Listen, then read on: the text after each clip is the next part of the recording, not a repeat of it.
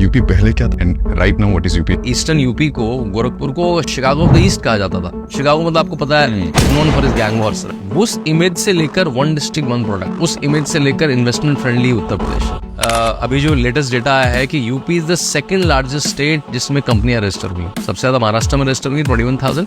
UP में एक साल में 15,000 नई कंपनी रजिस्टर हुई। UP is the second largest economy now in India, जो 8वें 10वें नंबर पर हुआ करती थी। UP is the first and second, dwindling between first and second ease of doing business. मतलब ईज ऑफ डूइंग बिजनेस हमारे लिए रैंकिंग ही नहीं बनी, हमें तो बस ईज ऑफ डूइंग क्राइम के लिए माना जाता था।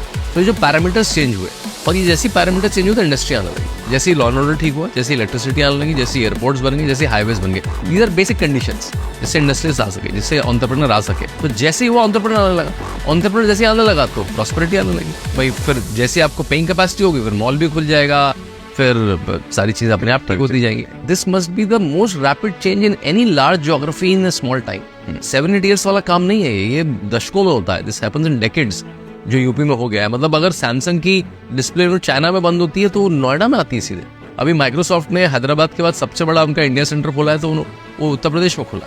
IBM अपना जो बड़ा सेंटर खोल रही है वो लखनऊ में खोल रही है। So from technology companies to construction companies to automobile companies और ऑल लैंडिंग अपनी यूपी। 17 से पहले का जो यूपी था और आज के यूपी में तो जमीन आसमान का फर्क।